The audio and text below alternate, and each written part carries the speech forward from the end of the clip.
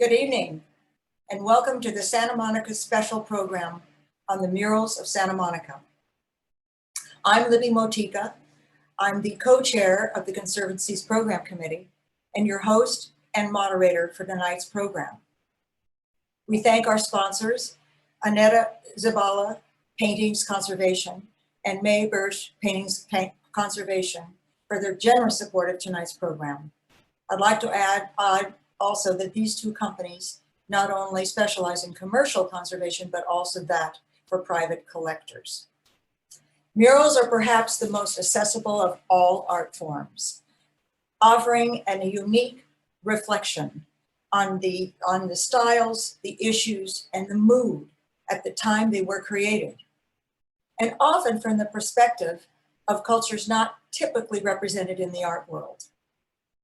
As you just saw from the opening montage, the murals and their messages as diverse as their vibrant color schemes. And tonight's program will feature the historic, aesthetic, and cultural significance of murals on our streets and in our public buildings. This will include the inherent challenge of conservation and preservation. Murals are delight and they can inspire, but they can also spark controversy. The current debate over the appropriate depiction of history on the walls of our Santa Monica City Hall is a case in point, illustrative of the murals and the power to prompt cultural awareness and change. The Santa Monica Conservancy has been deeply involved in this issue from the beginning. This really fulfills one of our core missions, to preserve historic entities in our city. Watch for continuing updates from our Conservancy Advocacy Committee and a future Mosaic webinar that will further discuss this issue. But tonight's program will focus largely on street murals. And we are happy to have as our guide, Santa Monica history professor, Lizzie Daston. Later in the program, we will meet a panel of artists, muralists, whose work graces the walls from the shore to Sentinel Avenue. The show will conclude with a Q&A session where you, the audience, can ask our panel, Lizzie, or all four questions, just by using the Q&A button at the bottom of your Zoom screen. And now I'd like to introduce Lizzie Daston. Besides her work at Santa Monica College, she teaches at UCLA. Her specialty is public art and urban practice, which makes her ideally suited for this topic tonight. She's also taught at other schools, including Chapman and Mercer College, and she has facilitated public art programs at the Museum, Metropolitan Museum, the Whitney, and the Center for Photography. Lizzie is the founder of Art in Seeking, an interview and digital lecture program that bridges the gap between mainstream art and street art. She also co-hosts an art and art history podcast called Art Attack with urban icon Justin Bua. And now I'd like to present to you Lizzie Daston. Thank you so much, Libby, and thank you all for joining us. I'm really privileged to get to talk with you a little bit about urban art around Los Angeles and specifically in Santa Monica, and then to discuss the work of three of the most illustrative artists who are working on the West Side. So I'm really looking forward to that conversation. And before we start that, I want to really give us a grounding in muralism. And before I get to some historical controversies that happened in Los Angeles and then some current ones that are contemporary iterations of similar themes, just generally before we really get started, some of the aspects of urban art to me that are just so exciting and so innovative are really the fact that they're equitable. And you don't have to be a part of the elitist, precious mainstream art world in order to produce a mural or in order to see a mural. And they can be tender surprises interrupting your daily routine. And that is what I find so exciting, because it requires a certain amount of economic privilege and also education to maybe seek out the experience of being in a museum and rounding a corner and finding one of these 3 spectacular museums or murals is like a museum of the streets, and it really is available to everybody. So murals have been painted on the streets of LA for decades. And this is an early example, one of the first government commissioned murals in the city. And it happened right, if you notice the date, 1930. So the stock market crashes in 1929. And in the wake of that, the country is just suffering under this incredible economic depression. And in Mexico, in between 1910 and 1920, there was the Mexican Revolution.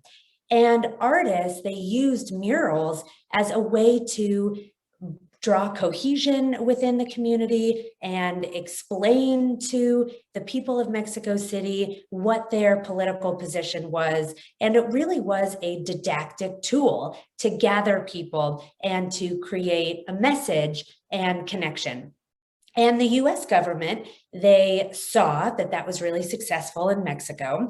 And there were 3 main artists who were working at that time in Mexico. There was Orozco, Rivera, and Siqueiros.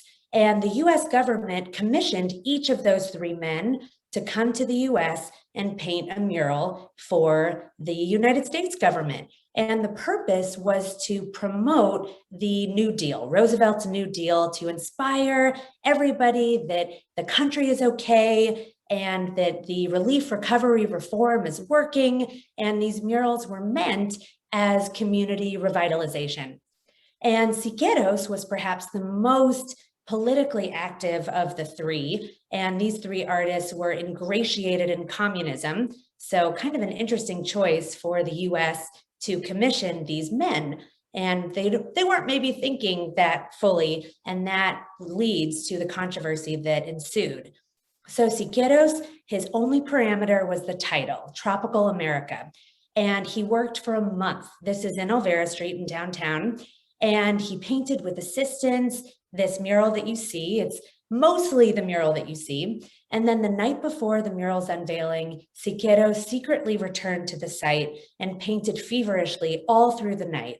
And he painted the central figure, and nobody knew, not even his assistants. And so imagine everybody's surprise when the mural was unveiled and there was this crucified indigenous figure right in front of a crumbling pre-Columbian temple with an eagle right above it. And I think that eagle is meant to symbolize the United States and the problematic feudal relationship between the United States and Latin America and Mexico. And Siqueiros, he subverted the title Tropical America and used it as a platform to discuss and to open up this dialogue of curiosity about the relationship between the US and Latin America and Mexico. And many people, as you might imagine, were inflamed by this work. This was not the image of abundance and celebration that the government was expecting, but many people were also really inspired by his honesty and the authenticity of his message. And people went back and forth for a long time, and finally the government had the work whitewashed. And this is an important intersection of government intervention and freedom of speech of an artist. And we'll see how that has iterated once again in a much more recent example, but this is the most historic and important work that unfortunately is all but destroyed. And the image on the top is a pentimenti, so it's his underdrawing that was the conservators were able to unearth, which is pretty incredible that there was even this that we have at our disposal. And then the image on the bottom is the hope of what this mural could be rehabilitated to look like. And I hope that that happens because it really is such a shining example of truth telling on the streets. And murals do not require the same kind of curation and pandering as much art that is contained by frames and exhibited in museums. And I think that is a cause for celebration. So another issue that we see in urban art is this of community, and a perfect example of how community can potentially become at odds with the work.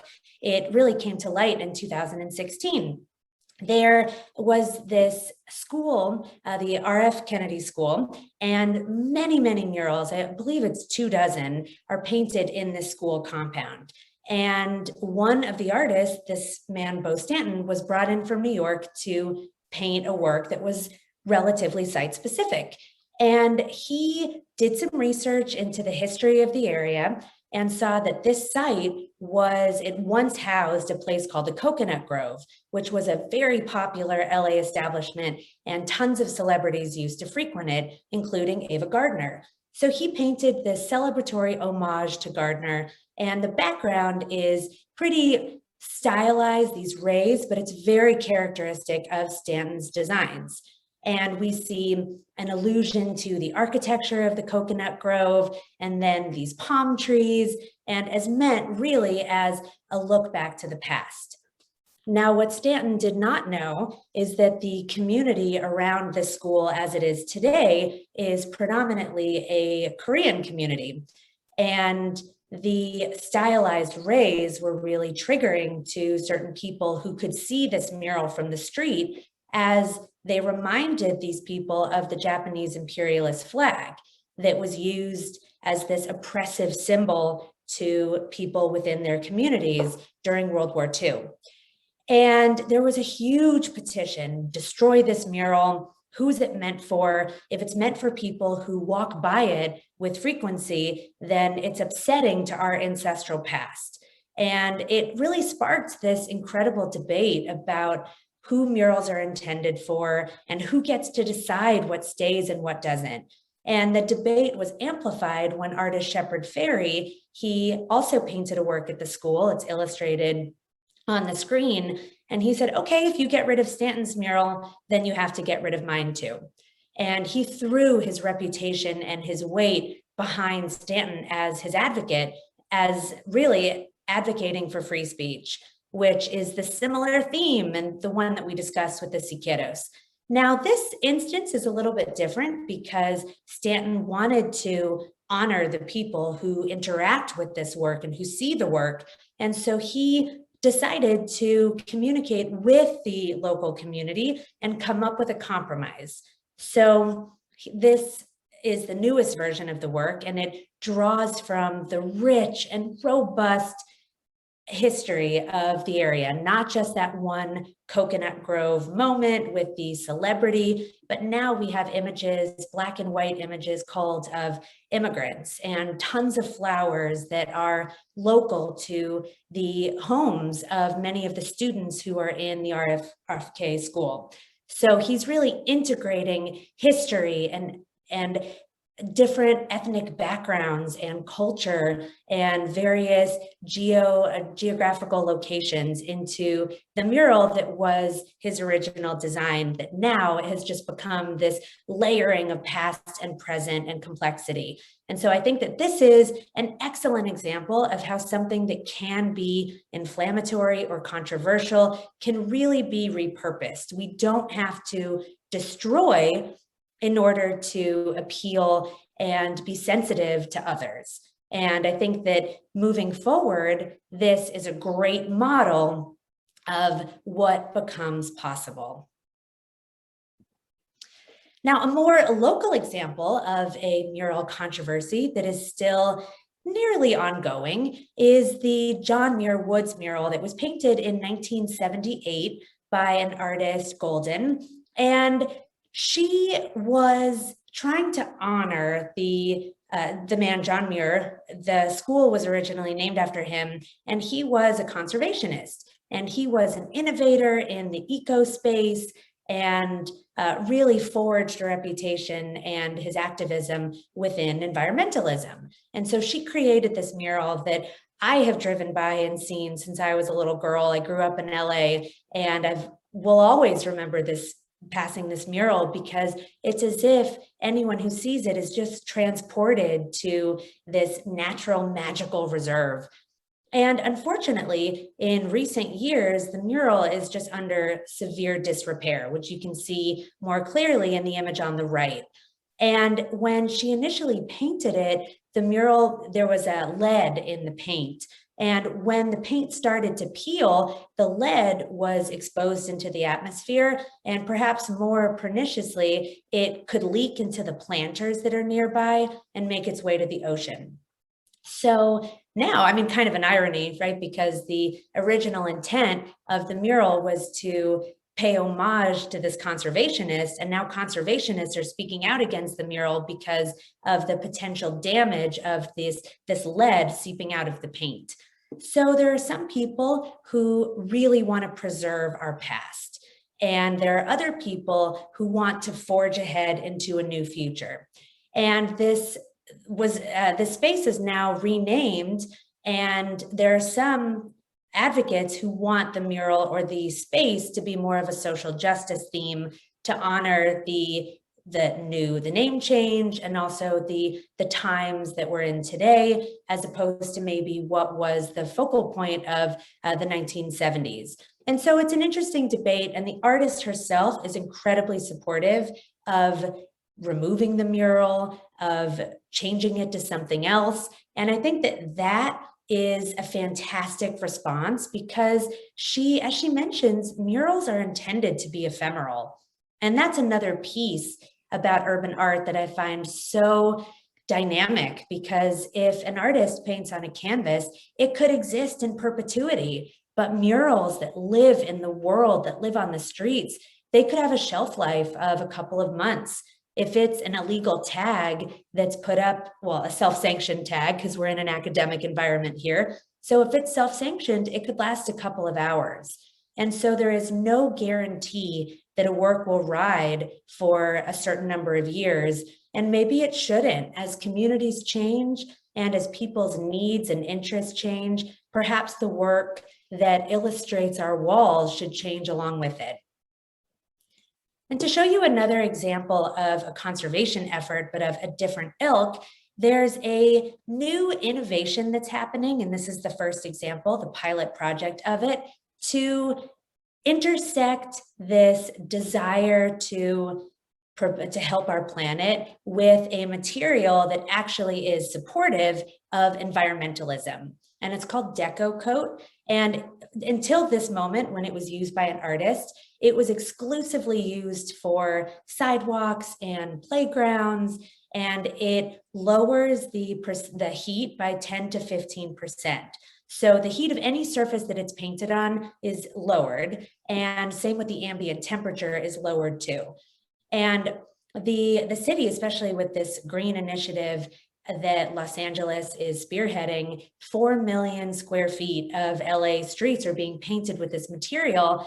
And now it's in the hands of artists, and they're painting murals with it to reduce the ambient temperature, to reduce the actual operational costs of the building and the heat of the walls. And so as our theme is conservation, what should be conserved, I think this is an interesting dialectic to include, because ultimately, what are we all trying to conserve? The planet.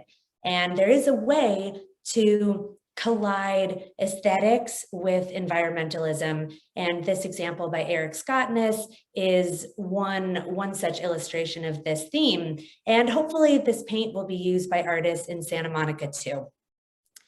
So moving on, I wanted to introduce you to our three artists, and then we will start with our panel.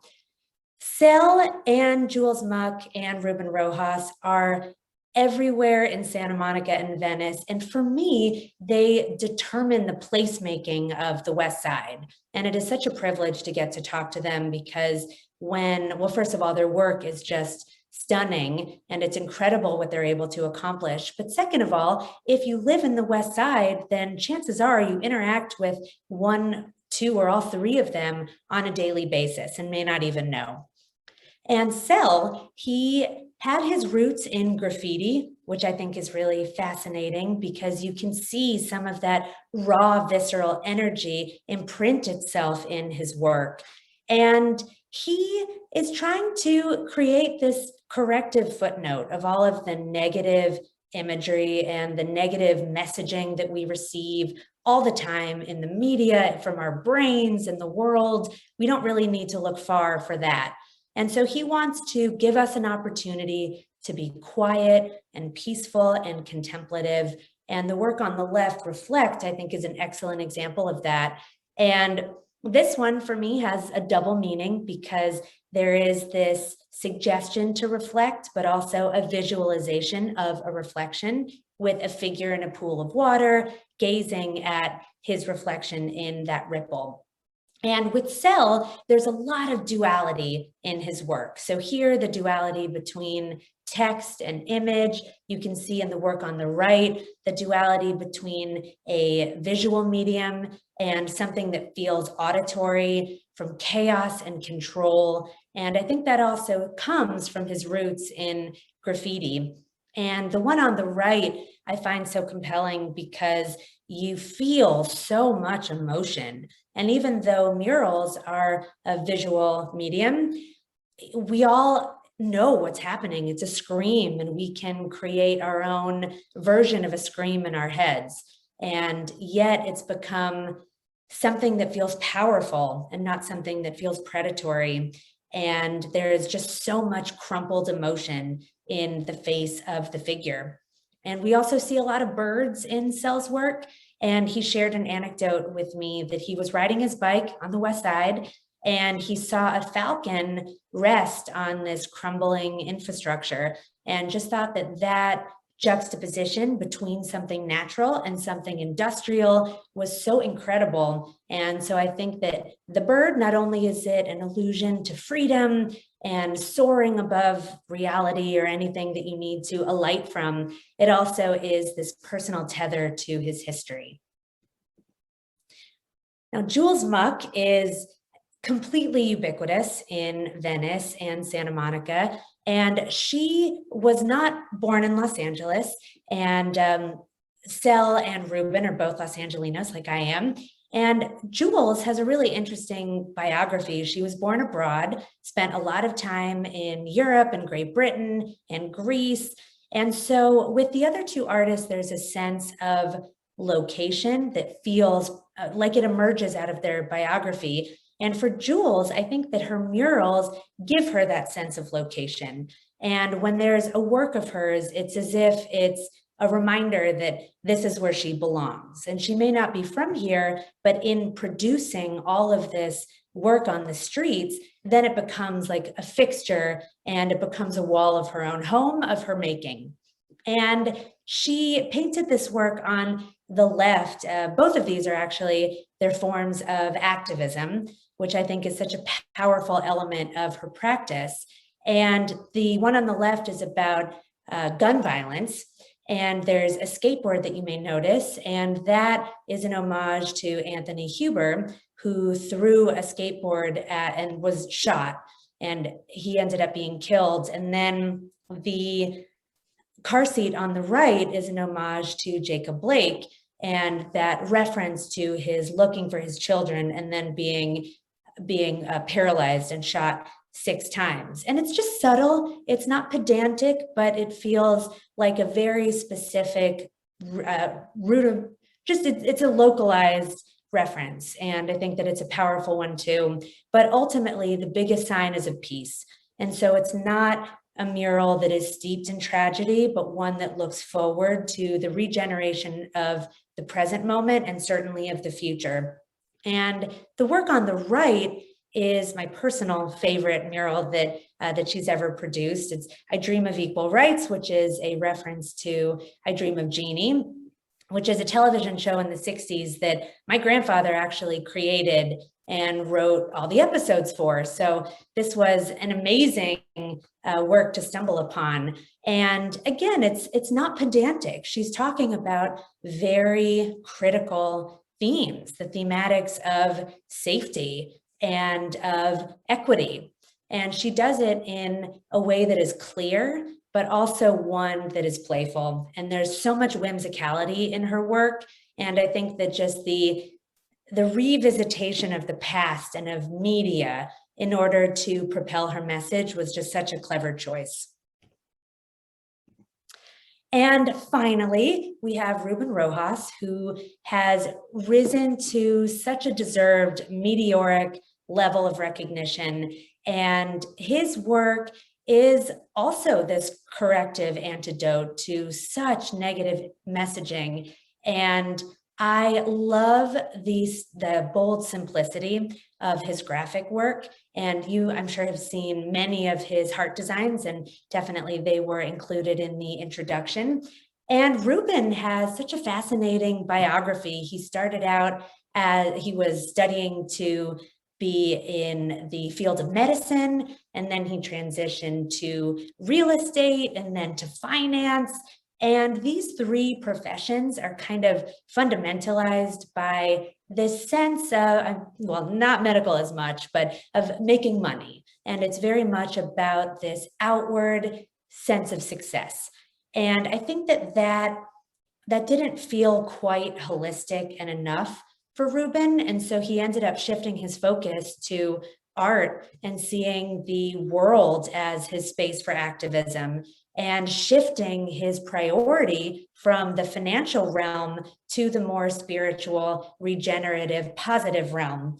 And the curiosities that he invites his viewers to hold, they're all just so positive. And whenever I pass his work, it always seems to be the message that I need in that moment.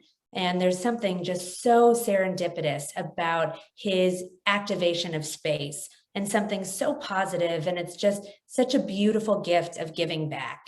And these are two examples, and you've seen more in the slideshow. So it really is such a privilege to have him on the panel, to have Jules, to have Marcel. And I would love to invite the three of you to turn on your video, if you will, and then we can start our conversation. So thank you all for being here. Thank you for creating work that really enriches all of our lives, certainly our community.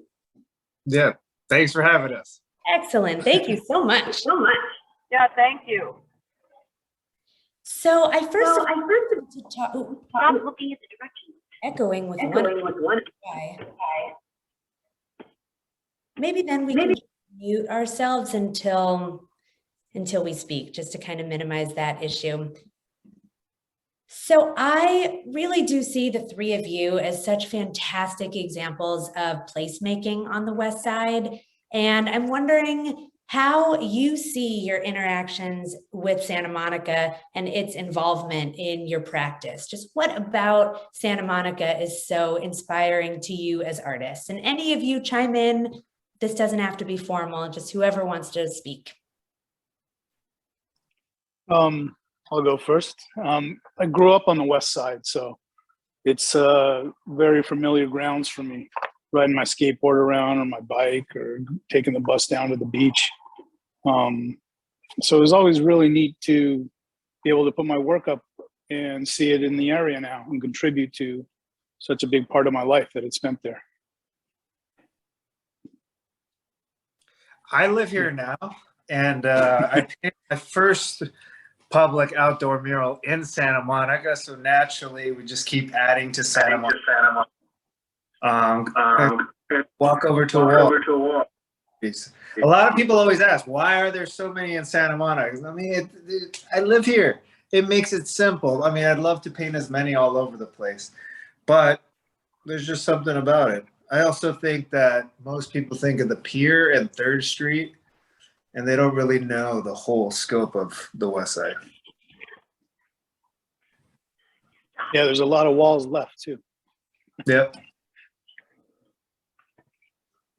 I just paint wherever. So I happen to live nearby, so I paint there, and pretty much will paint wherever I go. And I think Santa Monica welcomes art, so it's been a fun place to paint. Now, Jules, you have roots in graffiti as well, and you apprenticed under the masterful Lady Pink in New York City. And Marcel, you also have roots in graffiti. And Ruben, I think that you did, but please correct me if I'm wrong. But for the two of you specifically, and also just Ruben's commentary on the question, I'm wondering, how do you see the differences between what graffiti offered you and what muralism offers you? Well, it's nice to be appreciated by more people. And I think graffiti has just a smaller margin of people that appreciate it. And then there's always the people that complain and arrest you. So yeah, it's certainly pleasant to be not only not arrested, but paid. So, and celebrated and thanked, and you know, all the stuff that comes with being a muralist is a little bit more, you know, friendly, I guess. Yeah, not being arrested sounds nice. Yeah, the not looking over your shoulder all the time and having lookouts, it's nice, and to take your time and really focus on something to build an idea is pretty cool. The graffiti days were fun. There's a lot of adrenaline there, but yeah, I learned a lot from that as well. Do you ever feel, though, that your work has to be kind of neutralized if it's in a mural format when so many people are going to see it along ever get in? I definitely think there's something that kind of holds you back when you're doing something where, especially when you're getting paid or kind of like with somebody's permission, there's a degree of like, oh, they have to be okay with this. And that's why I still prefer to do kind of off the cuff stuff and, you know, without so much checking with people. Yeah, for me, it depends on the client. Some people really want something specific, so it's really kind of limits you. But other people really enjoy what I do and allow me to really express myself. And those are really pleasant experiences with people, to just really, you know, let my ideas flourish and kind of interpret what they think and just take it to many levels that they didn't think were possible. So it's nice to really see the excitement in people when you produce something, show them the mock-up or whatever. And speaking of that interactivity between the artist and your work and then the observer, I'm wondering, in this rapidly digitizing age, how does viewer engagement with your work amplify it? And Ruben, maybe you can start, because your work is so heavily interacted with. And I'm just wondering if what you think about that involvement between the viewer and the self. Yeah, I mean, every time I'm painting a wall and it's public facing, I always think that it's a huge responsibility to be able to convey a message. And then you start learning the stats. This wall on Lincoln Boulevard is going to get 40 to 50,000 people driving or walking by it at any given moment of any day, depending on where, you know, in that case, it's Lincoln. That was a real number on a mural we did. So then you start looking at, I'm having one conversation with a wall, but now all these people get to have a conversation. If they're walking, they interact a little bit more than when they're driving. But I have seen people do some kooky stuff in a car trying to take a photo. But what social media has done is now allowed that person to share what was previously just in their phone and then actually talk about how it makes them feel. And sometimes when they get really vulnerable, really get emotional, I'm like, wow, you actually got past the color and past the prettiness and felt like the message, the intention. And that right there is what's always driving me and what's always important for me. And it's wherever they end up going with it. Because I always say I do paint, we're mirrors of each other, and I paint for myself, but at the same time, that message can mean something else to someone else, completely different than what I thought. Is there a moment that you remember specifically that was different between the intentionality of your design and then the impact? So I painted a mural in San Antonio, Texas. It says, "You belong here." Probably, I mean, the sharing on this mural has just gone everywhere. And my intention was, hey, Ruben, you belong here as an artist doing this, because this was 2018. I'm still transitioning. But for the majority of other people, it became a suicide prevention wall. I belong here. Ruben, thank you for your art. I didn't take my life today. And like those cut deep. And those were like, wow, this is another level of where this is going. And also I can say I belong here as an artist. I belong here as a person. I belong here as a human. But now looking at it as I'm not questioning my belonging. This wall now interpreted this for me. And I've gone and seen those stories. And those are just, they still give me goosebumps. That's incredible. And Marcel and Jules, are there moments of between the participation of viewers and your work that struck you or surprised you? Yeah, I've had the Reflect and the Inspire wall get a lot of posts on social media.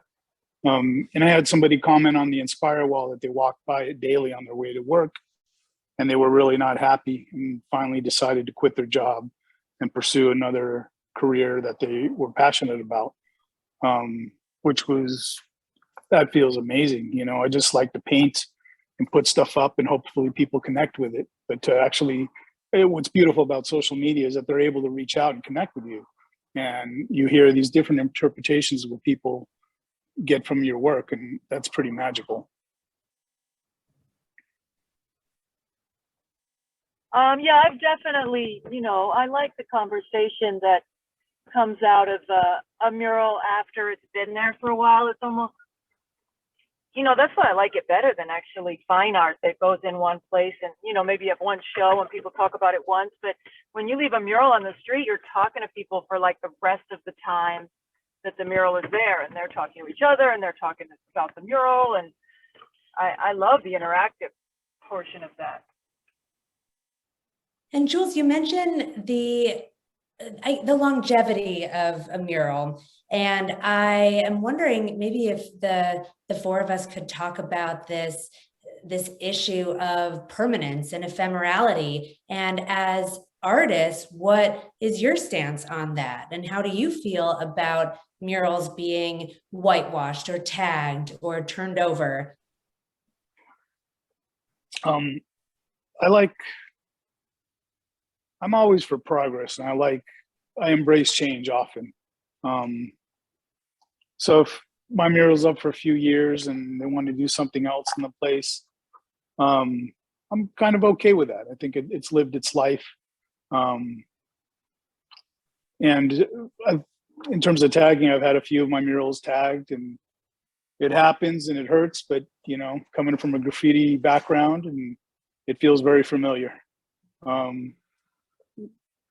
The cool thing is growing up in the area, I know some of the gang members and different graffiti artists, so I can reach out and say, hey, lay off that one, and I get a positive response, which is pretty cool. But the graffiti background, it's something that fascinates me about the graffiti artists is not many art forms will risk their life, they risk getting incarcerated to put up a piece of artwork that maybe nobody will ever see. It might get erased the next day.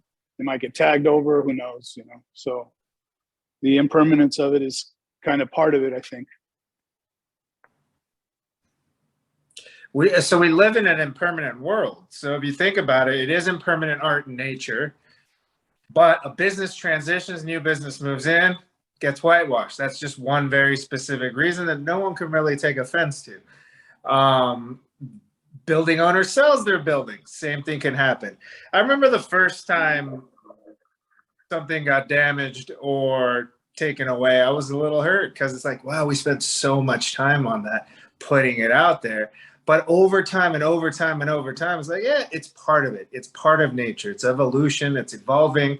The first one I ever painted just got painted over this year, a couple months ago, because they redid the whole building. And it was old. It got a long life. So it could have been either refurbished or painted over. Maybe someone will be able to paint it again when the new tenant goes in there. So I've evolved. At first it kind of hurt a little, right? But it's not personal.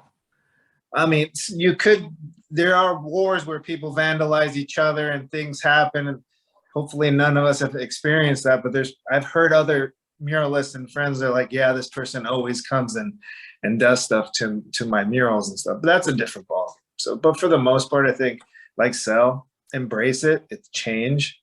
It's going to come over, and maybe something better, newer can come there.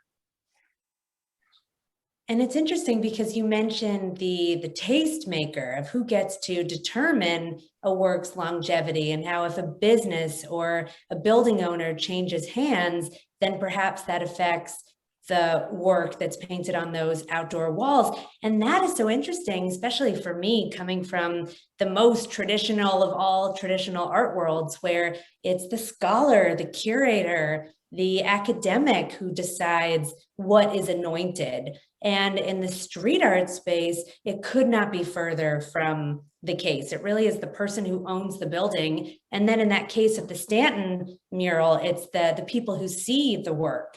And so I just think that that is so much more, it's so much broader and much more equitable, that tons of people or different types of people get to determine what everyone else gets to see.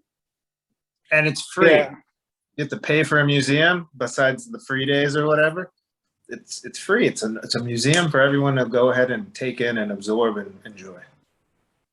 It's always neat to have kids come by and get inquisitive and, really pay attention to what you're doing, because they've never really seen artwork being created. It's not really in schools anymore.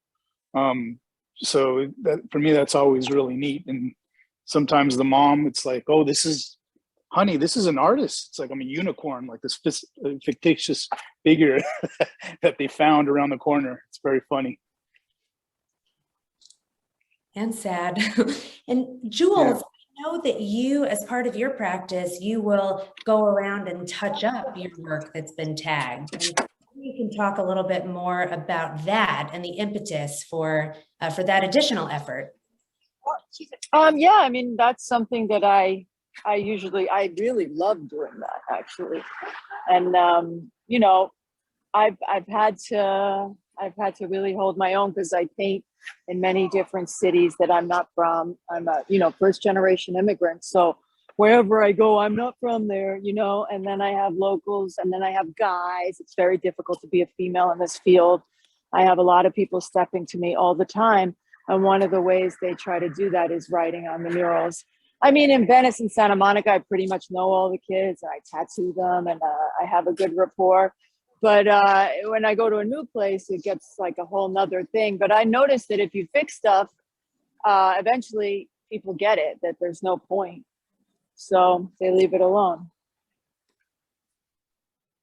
And would you mind just speaking a little bit more about your experience as a female urban artist in this space, and how that's been for you, working first in graffiti, which I think is even less open to women taggers, and you were in a crew, and now what that's like as a street artist? Yeah, I mean, obviously it's difficult. It's there's a certain degree of, I guess, sexism, you want to call it, but I think that it's also worked for me in some ways, because you're like a novelty, and that's interesting for people. And I definitely got in galleries and museums and books due to the fact that I was this novelty item of like a female graffiti writer and a female's like muralist, whatever. But there's times when it's still, there's a little bit of a ceiling. I notice that the prices change if people don't know I'm a woman, and when they pay me, the jobs that I've gotten through email, when they think I'm a guy, usually you can add a 0 on to the pay that I get when people know I'm a female. And that's kind of disheartening. And I don't even want to tell you I could write a book about the drama that I've encountered in the graffiti world being a female, and the fact that I've had to fly people from LA to different parts of the South and the Midwest, gangsters, to deal with some of the crap that I've put up with because of, the fact that I'm a female. And for a long time, I didn't let people know that I was a female. I just was, you know, Muck, and people would say, "Oh, that guy Muck." And what did it for me is like, I thought it was really important for little girls to know that I was a girl. So I started being photographed with my work, and I started posing next to my stuff, and letting it be known that I was a girl, because I saw how inspiring it was to these other little girls that maybe didn't understand that that was a possibility, which is exactly what happened for me when I saw the photo of Lady Pink in Subway Art. And I was like, oh, I'm allowed to do that? I can do that? So, you know, I thought it was important, but it does come with a price tag. But that's incredible, that moment when you felt compelled to reveal yourself so that you can inspire others. And I think that's something that really connects the three of your work, is that there's such an element of altruism and activism. And I was just wondering if you could speak a little bit more about the ways in which you hope to give back to your community through your art, as I feel each of you does. Just the fact that, if we keep it simple, you walk around and we're in a brown and beige world. And most of the time it's 7 different shades of brown and beige, or some gray, because people are too lazy to even match the beige to cover up the vandalism or whatever it is that they're trying to touch up or spruce up. So putting up a piece of artwork, and it doesn't have to be either 3 of our styles, but just think of a green triangle and a blue square and a squiggle. Just doing something is going to make people happier. And we know this because we've seen it time and time again, regardless of what the art specifically is, unless it's something, you know, that we're not going to discuss. Most people are like, that's awesome. That's way better than what it looks like. We're living in a world with less nature. So when we put up more colors and things that we find in nature, that's also going to make us feel better. So to me, it's always hoping that someone walks by my work and has a better day for it and impacts another person because of whatever positive shift it may have created inside of them. And it's like a perpetual ripple. You know, the overall message is live through love. And if someone else can choose love that day and move forward with kindness or gratitude, empathy, compassion, or something, then that is just going to continue to ripple and create a better world. So that's really what it comes down to. But art is better than no art. For me, I never specifically, I don't think my work's has like activism in it, but a lot of people tell me it does. I think there's consciousness in it. And it's, when I create it, it's, for me, it's really personal. Just, I'm always looking inward, looking for personal growth, personal journeys, how to better yourself, how to fight demons. And it's, that's kind of what I think my work's about. The birds, freeing your soul, going free, going beyond. I'm using a lot of smoke nowadays in my work, and I really like the interpretation people get from it, and that's always pretty neat, you know. And I hope it touches people in a positive light. I mean, everybody has their opinions. I've had people get angry about things that I do, and you know, hey, everyone's gonna hate something, you know.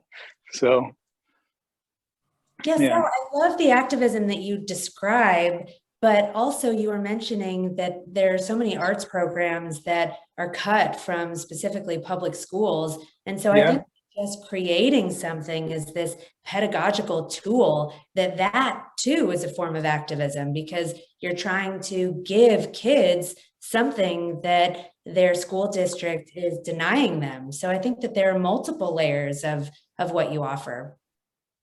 Thank you. Thank you.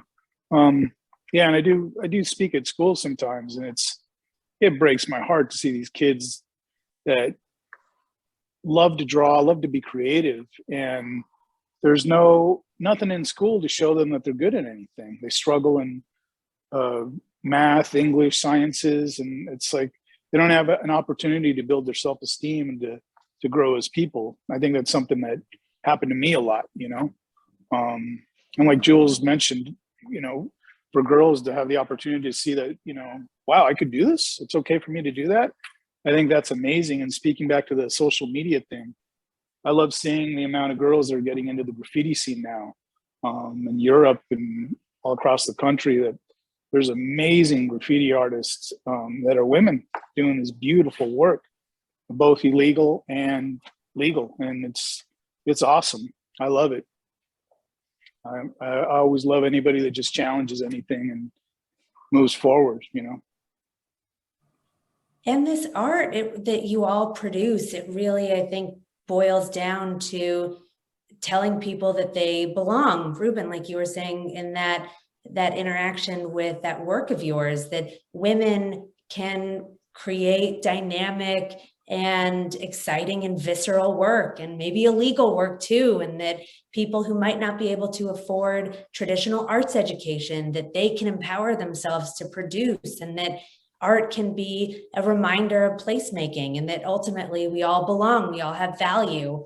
And so I think that there is just such inspiration in what you offer, and just really, I'm very grateful for what you do. Thank you. And is there, I guess, speaking about that, or maybe just a different interaction that you've had, is there a work that you have made that is most meaningful to you? And if so, what was so meaningful about it? For me, the Reflect and Inspire pieces, they're across the street from each other, and they're for the Claire Foundation that helps rehabilitate a lot of people coming out of jail and with drug habits. I've had a lot of friends that have been incarcerated, have lost to drug addiction. So that really was a special project for me. And I really wanted to do something that inspired the people and kind of spoke to them. And so for me, that was a big one. I painted a mural in Lancaster prison with the inmates that were in there on their cell block wall. There's a longer story how we ended up there. I visited them, spoke to them. They gave me a tour, and I just looked at the walls and they were beige. So I just kind of said, you know, it'd be really cool to have a mural here. And then the buddy that invited me a couple months later said, hey, someone heard you and you can do this. So that's how we got to that point. And I have a little mini documentary you can see on my YouTube or on my Instagram. And what we painted, and they painted with me, and it was based on my initial day of spending that time with them, was the mural says forgive, and it casts a shadow that says forgiven. And the whole thing is about self-forgiveness. And what it boiled down to is all these criminals that I painted with took a life. The worst of the worst that you could possibly do. And the ones I was interacting with, what they really came down was, I can't ask the parents of those that I, did this to forgive me if I can't forgive myself. And then we just went on this whole spiral about doing that kind of work and the work inside of us. And until we forgive ourselves for all the things, whatever excuses got them there, choices we've made, et cetera, until you do that work, then you can actually go say, hey, will you forgive me? But then at the same time, that person on the other side has to go through that. So it's like this big old cycle. So that's how that came together. And that was just a really meaningful project with these men. And then later they sent me, I got a stack of like 200 letters. But the feedback was that the guards were different. People visiting were different. The programs changed in there. The inmates were different by seeing this every single day, right in the middle of the yard. Like they do their pull-ups, it's the whole yard. So that was also the feedback going on. So we left this lasting impact on this prison. That's incredible. I hope that you can propel that into a program for maybe prisons across the country. We kind of looked, it's just difficult, and every state is completely different. There was a lot of red tape. I'm just happy we got that done, but we've looked into it. Hopefully we can. That'd be amazing if we could do that. And Jules, what was the most meaningful work that you've made? I think the one that really kind of moved me the most was I was on Lesbos Island, which is off the coast of Turkey, in 2015. And I stumbled upon to the first stages of the Syrian refugee camps there, and they had no media coverage. And they asked me, actually, they saw me, I was like Snapchatting them or something. And like, they were like, we need media, we need media. And I was like, well, I could paint a mural. And I painted a mural, and it was so funny because I got all these donations from people like all over the place. And so I started buying food, buying them water. And it was really cool because for me, I didn't really realize much about what the refugees were and who they were. And they were kind of just a lot like me, you know, just regular people. And I got to hang out with them and paint this mural, and the mural ended up getting a whole bunch of media. It ended up on CNN. It ended up on, you know, I didn't even put my name on it, to be honest with you. I mean, it's credited to me now if you search it, but it was more about getting them eyes on them. And I painted these big eyes, and it was, you know, how proud I was of my country, where I'm from, Greece, like being the caretakers. So I painted these Syrian girls' eyes really massive, so big that like the refugees could sit inside on the windows, that was the lids of the eyes inside of the pupils. And I painted the Greek flag like around her head. And it was just such a cool, like interactive thing for me. I mean, I've also painted in a detention center. I painted in the Miami-Dade County Juvenile Detention Center for the kids there. And that was also like really moving. And, you know, that was like one of those murals where you like paint, while you're painting, you're just crying, like tears streaming down your face. And all the like kids were helping me. And it was super, it was super moving. And I think that's all been, you know, very, but everything on the street is so important. I really feel like, you know, considering the actual like fine art world and how controlled and capitalistic it is, like we're basically Robin Hoods when we go and we put murals on the street. And every time I do it, I meet somebody, I'm talking to somebody, I'm, you know, getting these different like forms of feedback and all these things that people get to see that they don't have time to go to museums and galleries, you know. So I think it's super, every single mural that you do outside in public is, you know, a proactive message and is important. Well, I love that, especially seeing the three of you as Robin Hoods. So I think that is a wonderful place to end our discussion and maybe open up the field to questions from any of you listening. I'll bring it back to Libby. Thank you. Thank you. Well, we do have some questions. I hope that we have fewer questions than time, but I don't know. I'll just begin. This one is really nuts and bolts, and I think it will be helpful for people to kind of know the process. This is what the listener says. How do these murals come about? Do the artists look for walls that would be like to use, or do owners commission the artworks? What's the interaction between artists and the building owners? Kind of both. There's walls I've found and approached the owners, and other times people reach out through social media or my website to see if I'd be interested in doing something. Also Beautify Earth, which Ruben's a co-founder in. They do a lot of murals and people reach out to them, and I work with them a lot. I have a follow-up. If an owner commissions a mural, are the themes up to you, or is there a discussion with the owner, or do you say, thank you, a tabula rasa, I'll do what I want? I really like collaborating with somebody, and you know, a lot of times people come up with these crazy ideas that like I never thought of before. So I think commission murals are total collaborations between the owner and the artist, and I think that not only the owner, like the whole vicinity, like everybody who's around, and you know, you kind of have to work with people. You can't just put your own ideas like blah, like throw up on somebody's town. And I did that when I was younger, and it didn't always work out, you know. So now I find that it's really cool to kind of interact with everybody, and of course the building owner. I mean, they're gonna have to look at it a lot, and the people around the whole area of the mural. As we noted, excuse me, go ahead. So sorry, I just wanted, if we could just go back to Beautify Earth a little bit, because I really think that Ruben can really speak also to that first question of the nuts and bolts of things. And Beautify Earth is such a great example of how that happens. So maybe Ruben, if you wouldn't mind just sharing a little bit about your organization.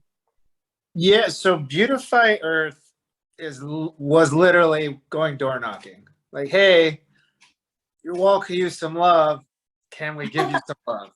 And that's how it started. And then we're like, maybe we should ask for some money to cover supplies. And then maybe we should ask for a little bit more and a little bit more and a little bit more. Never got to commercial levels and things, but it's grassroots. It was citizens on the ground, Evan Meyer, living in Santa Monica, door knocking, and so on and so forth. And eventually people caught on and it created a trend. In Santa Monica, there's over 135 murals.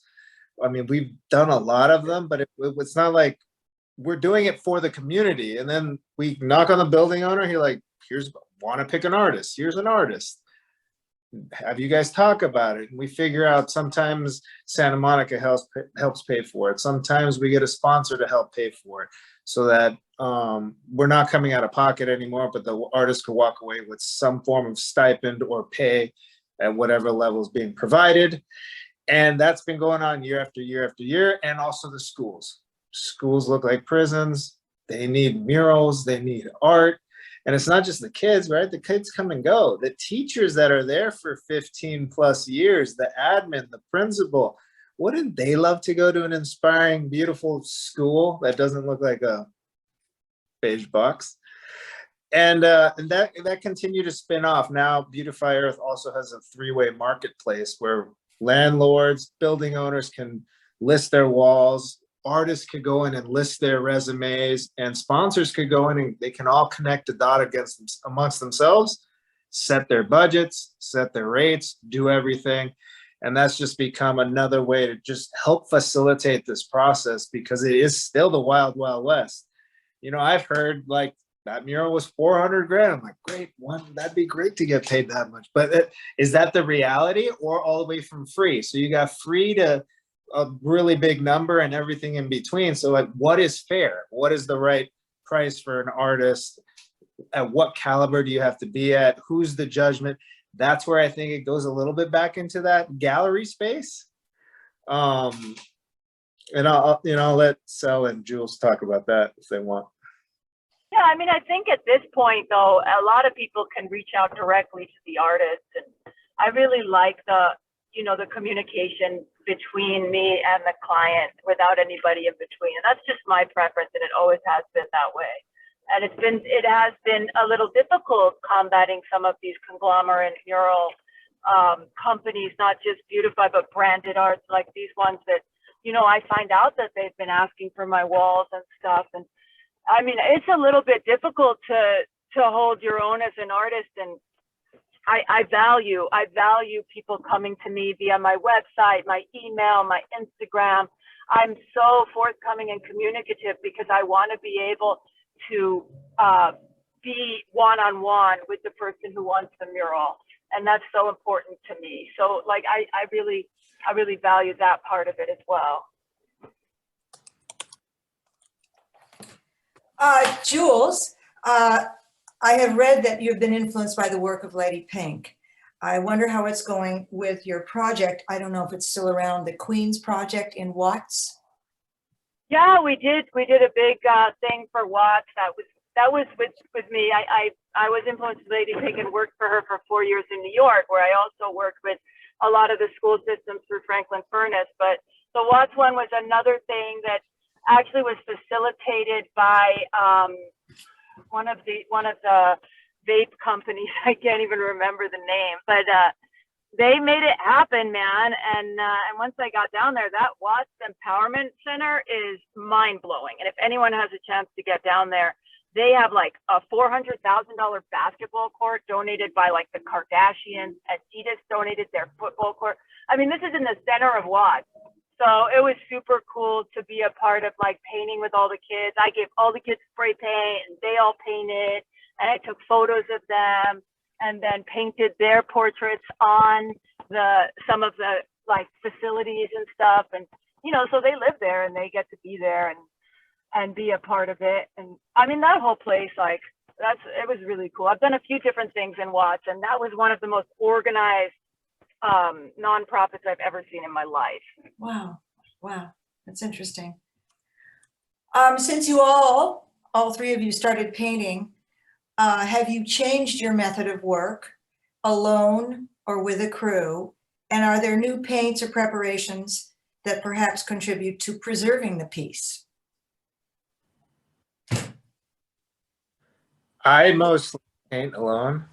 I know Sel too. I mean, it's great to have help. It's hard to get help, especially that you can trust, because in my case, the line has to be a certain way, and you want to make sure the line is that way, and I don't want to go back and correct work. But having one hand is great, but not a whole crew. And as far as, I think paints are getting better in general. So things are lasting longer and they're being preserved better because of the quality of what we're using.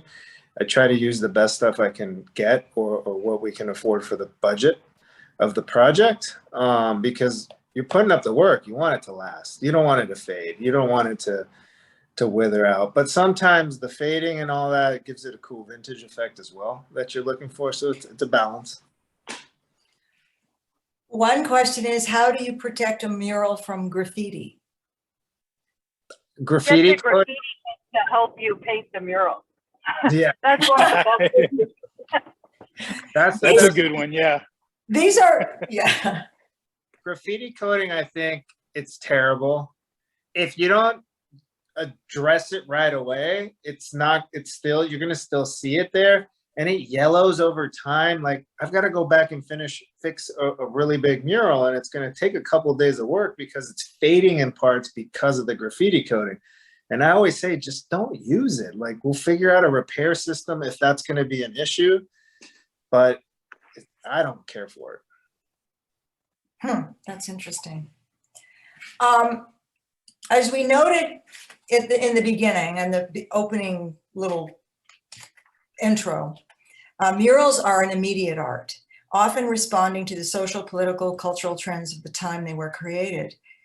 When you all talked about this, or the ephemeral nature of murals, how is it that you can, if you think about perhaps saving them as it was a reflection of the time that it was created?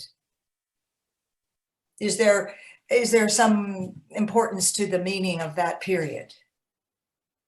I think when we paint culturally relevant, I've seen all of us do it, with COVID. You can't quarantine love. Love is standing 6 feet apart. Those are just two pieces that I did that very much are for the times. And it was on a positive, right? We had a lot of fear on the TV. Stay away, quarantine. Quarantine was this dirty buzzword, and I spun it to be like, no, why don't we look at it positively? And that's part of what I'm trying to do is let's look at things more positive. Let's be less reactive. Mm-hmm. See if we could find solutions to our problems.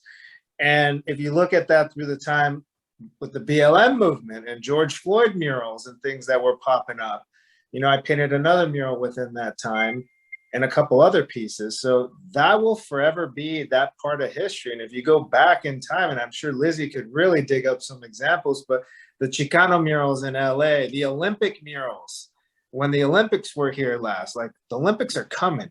I'm excited, and I hope we get to do a whole ton of art and murals for the Olympics that are coming here in 2028. So that's how it plays a role. Lizzie, do you have a comment on this, the sort of the balance between a reflection of the time that they were done and the very nature of a mural, which is ephemeral?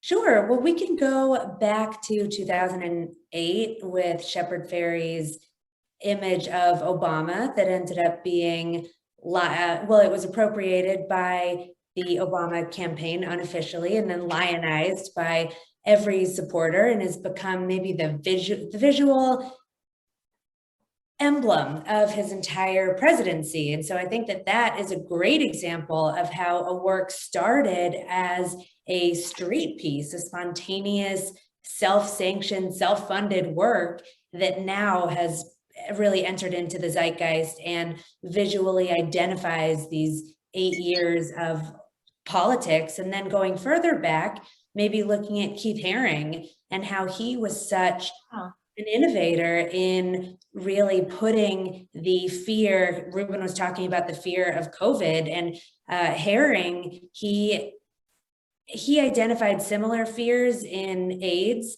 and HIV, and especially not really knowing in the 80s what that was and which communities were affected by it. And there was just such rampant fear. And he was, to my knowledge, the first artist in the public space to create work that humanized people who were experiencing AIDS-related illnesses and kind of giving the invisible a visible presence. Mhm. So I would identify those two as just the most immediate. Thank you. Thank you. I'm going to quickly go through a few comments because we're at the end of the Q&A, but it's kind of nice to have people. Well, this one, Sal, this is for you. Can I purchase greeting cards of Reflect? I don't have, I have prints available on my site. I don't have greeting cards yet. Maybe that's a good idea though. Okay. Okay. Let's see. This one is from somebody who says, sincerely hope Santa Monica supports better mural artists. This one says, Jane Golden's Muir Woods mural, more than these murals, deserves preservation because the artist and her work is worthy. Yeah,